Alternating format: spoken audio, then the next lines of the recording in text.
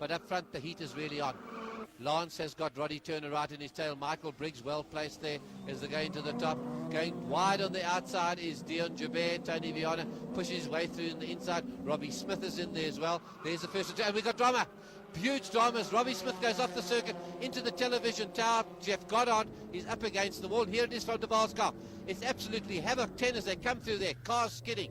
Dust. Cars parked at the side of the road. Just missing Willie Hepburn. There's Jeff Goddard's Winfield BMW at the side of the road. And it's certainly a very hairy moment. But the clerk of the course is certainly going to stop this race as he does with the red flags coming out. And the cars go back to the pits and then on to the restart. And very fortunately for our cameraman, although it was this whole tower pinned that BMW on the K. Eddie Estates BMW to the ground, our cameraman got away virtually unscathed from that incident.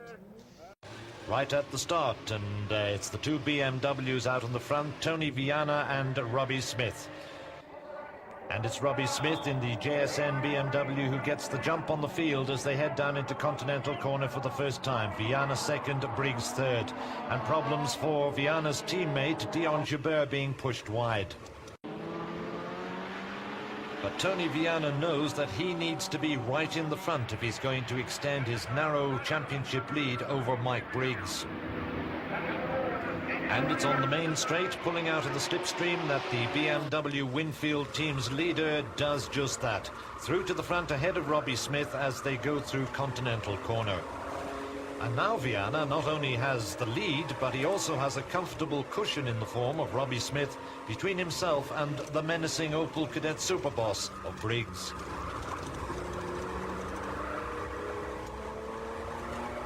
We've got Robbie Smith. Looking back from Van der Linde's car, there's Robbie Smith with the Firehawk on the bonnet. And on the inside, shouldering his way around, there's Grant van Schalkwyk. Chad Wenzel just behind him.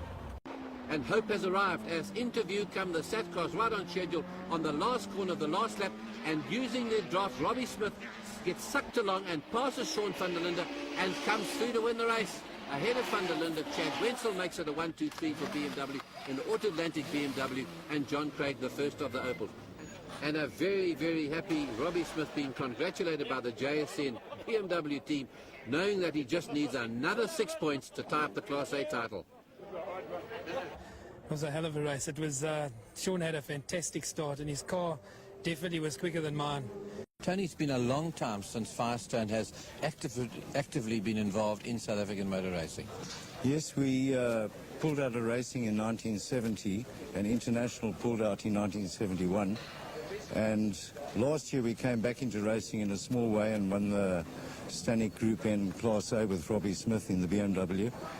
And as a management, we decided that we had to get back into racing. Our research showed us that it was the way to go. And with the tie-up between Firestone and Bridgestone overseas and International going back into the Indy cars, we decided that we would get in a big way. So this year we've gone with the 325 with Robbie Smith. We're really, really happy with the way it's going at the moment. We've obviously got a long way to go and the development's very early. But we're on the pace and the car feels good. And handling-wise, it's really excellent. Now, Ben's had everything his own way for a few races. You're going to be up there giving him steam? You know, you never know with Ben, you know. He's one of the best sandbaggers in the game. And I think that he's probably had a bit in hand all the way along. And the quicker we've gone, the quicker he's gone this week. But I think we're pretty much close to what he can do now. And he's about 0.4 off me for the grid. So I think I can worry him a lot in the race. I'm sure I can. As they go round the sweep, those tyres at full stretch and come up towards us. They're going into the wind, luckily for them, because they can use the wind to break very late into Beacon Bend. They're onto the anchors, and Morgan Rood's going for it. On the inside, is Smith going to let him get away? He does. Morgan Rood goes back in the front. We've had 4 different leaders, and we haven't completed a lap. It's a 2.5-litre V6 front-wheel drive Mazda. It's a 2.5-litre straight-6 BMW with a rear-wheel drive.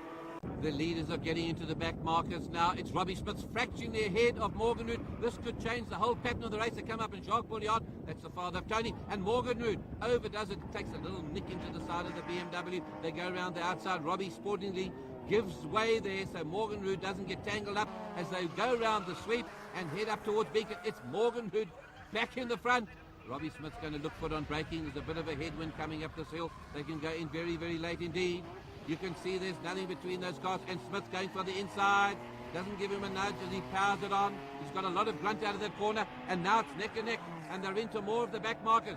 This could certainly change it on this high-speed circuit. Those cars capable of 210, 220 kilometers an hour. They neck and neck, mirror to mirror as they come up to Potter's. Flat out, they're not tapping off at all. And Morgan, who's trying to go around the outside, and Smith through. Smith's in the front as he goes down through Rifle at 210 k's an hour.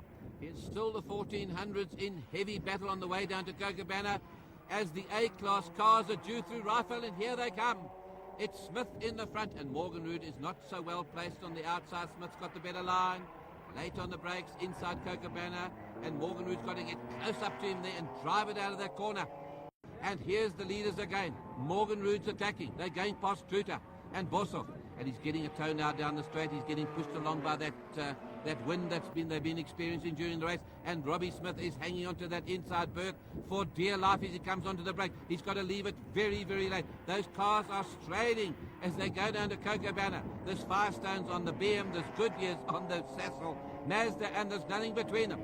Morgenrud trying to get that inside berth as they go towards the S's. There's no slipstreaming here. It's along the beach straight. Here he comes. He's better placed as he goes into the kink there just before the S's. He keeps Robbie Smith out, and the lead has changed again. The V6 Mazda's back in front, and we've got one of the cleanest, hottest races on our circuits that we've seen this year. Morgenrud is in the front, and Robbie Smith has got another plan. As the race goes on in the front, and Rolf du Plessis looking for the front. He gives him a tip as he goes into the corner. He gives John Craig a tip. He goes wide, Craig, and Joby comes through on the inside. And Robbie Smith says too. Colin Hasty goes into. Anthony Taylor pushes Robbie Smith into the Opel, and he's destroyed that motor car. Wow, what a chain reaction started there by Rolf du Plessis. Here it is again. It's just a absolute melee of cars hitting each other and going into Armco and destroying themselves. Well, what a great pity. Here's the view from the back of Juby's cars to go through the kink. There's more action here.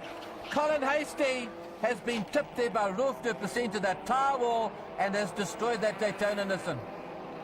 Robbie Smith, a welcome return back to production cars. Fantastic to have you back again. What was the decision to come back to racing? Well, Greg, I got a call from Kaedi a couple of weeks ago, well, not even, sort of 10 days ago, and he said to me, come back and drive my other car. And I thought, well, I've been out for 4 years.